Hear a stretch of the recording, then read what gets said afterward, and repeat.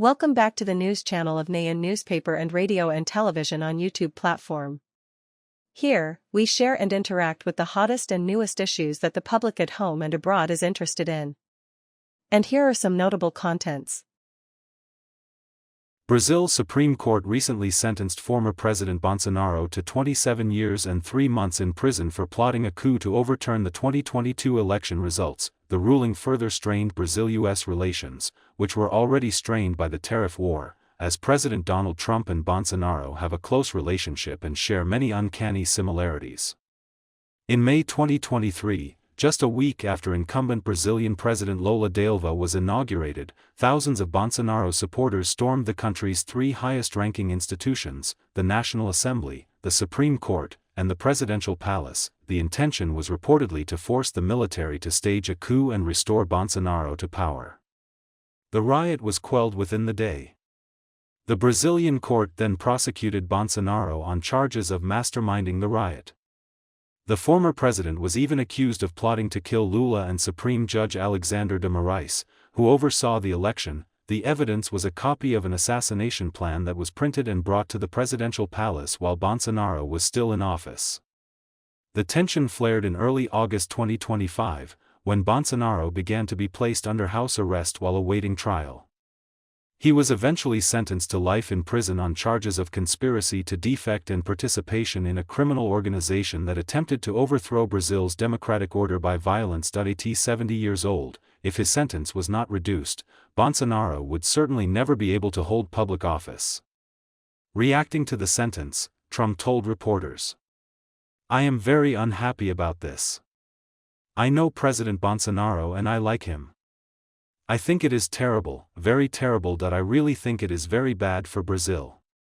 U.S. Secretary of State Marco Rubio was even more scathing when he wrote on social media X, "The political hunt for a human rights violator is punished."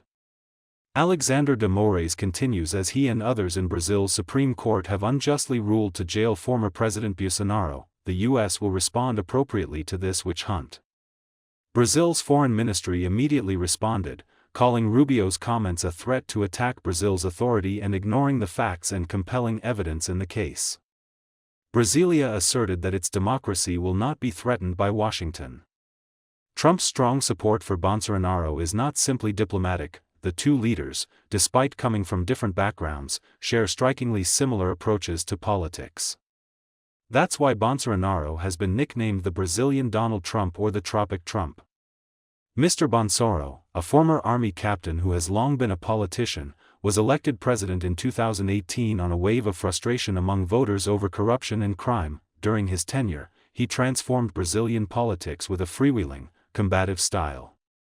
He tore up long-standing regulations, questioned the credibility of scientific findings, and harshly attacked his opponents. The similarities between the two were even more apparent when Mr. Trump also faced criminal charges and became the first former U.S. president to be criminally prosecuted. The most prominent of the accusations against Mr. Trump was also related to the riot at the Capitol on May 6, 2021, which was quite similar to the riot in Brazil in 2023. Mr. Trump himself has asserted that Mr. Bolsonaro's imprisonment is very similar to what they tried to do to him but they failed. Like Trump, Bolsonaro has pulled his country's conservative movement further to the right and has attracted a large base of loyal voters. Polls show that nearly 40% of Brazilians view his impeachment as unjust, and he would still be the leading right-wing presidential candidate if he were allowed to run, but public support has not saved Bolsonaro from a weak courtroom. The 5-judge panel that tried him included a familiar face, Moura, who Bolsonaro is said to have attempted to kill. There was also a judge who had been Lula's personal lawyer, and another who was a former justice minister and close ally of the current president. A verdict against Bolsonaro was therefore seen as a certainty. Faced with the extraordinary odds, Bolsonaro's son had lobbied the White House for months to help his father fight the impeachment case. Mr. Trump responded to this call for help as sanctions and threats escalated. Since July 2025, the Trump administration has imposed a 50% tariff on most Brazilian goods. The White House has also banned the entry of many Brazilian Supreme Court justices, including Mr. Moura. The U.S. Treasury has also imposed severe sanctions on the judge, accusing him of allowing arbitrary detention before trial and suppressing free speech. On September 12, in a speech on the For and Friends program, U.S. President Donald Trump said he wanted to deploy the National Guard in Memphis, a city in the Republican-controlled state of Tennessee, to crack down on crime similar to what was deployed in Washington, D.C. "Memphis is very unstable. We're going to deal with it like we did in Washington," Trump said. President Trump said the crime-busting campaign in Memphis could include federal forces, the National Guard, and even the military if necessary. At a press conference on the afternoon of September 12, Memphis Mayor Pong confirmed that the National Guard would be deployed to the city. Mr. Jong said there were no details about the deployment of the National Guard, such as how many, when they would arrive, and how long they would be deployed. He would receive this information from the governor and the federal government.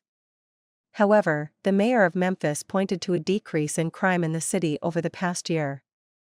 As of May 11, there were 29,978 reported crimes in Memphis in 2025, down about 44% from the same period in 2024, when there were 53,805. City data also shows that homicides have dropped nearly 30%, with 182 reported in 2025 compared to 261 in the same period last year. The news of the National Guard deployment to Memphis comes as President Donald Trump pushes for a national crackdown on crime, including increased federal law enforcement in Washington, D.C.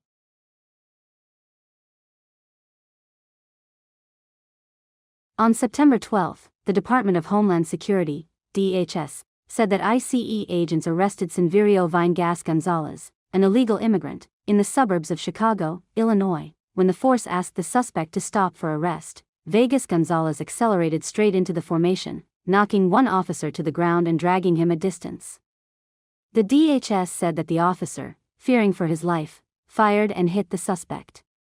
Both the ICE agent and Vin Legard Gonzalez were taken to a local hospital shortly after. The suspect died, and the officer was injured but in stable condition. Some images of the scene showed Vegas Gonzalez's car surrounded by multiple police cars and federal agents after crashing into a food truck. The speaker was stopped in the heavily Latino Franklin Park area about 20 miles from downtown Chicago. "We pray for the officer's recovery," said Chizia Molan, Assistant Secretary of the Department of Homeland Security, that he followed proper procedures and used appropriate force to protect the community and his fellow officers. She criticized the viral videos on social media and calls for resistance to law enforcement that put both officers and detainees at risk. The incident is part of Operation Midway Bid, a campaign by the Trump administration to crack down on immigration enforcement in Chicago and Illinois, which is known for its sanctuary city policies for undocumented immigrants. About 300 immigration and customs enforcement officers have been deployed to the area in recent weeks. Illinois Governor J. Robert Pricker has called for a full and transparent accounting of the shooting, while many immigrant rights groups and local politicians have spoken out against the deportation campaign that is increasing the danger. Speaking at a press conference, Lauren Benito, director of the Illinois Immigration and Refugee Coalition, said Trump's deportation machine is out of control, opaque, unaccountable, and causing unnecessary harm to our communities. The incident comes ahead of this weekend's Mexican Independence Day celebrations in Chicago, raising concerns about more raids. Local activists and teachers have also been distributing flyers and holding classes in recent days on how immigrants can protect themselves if they are confronted by immigration and customs enforcement. "We're not encouraging anyone to resist, but people have a right to know how to protect themselves," said Jessica Vasquez, Illinois State Secretary.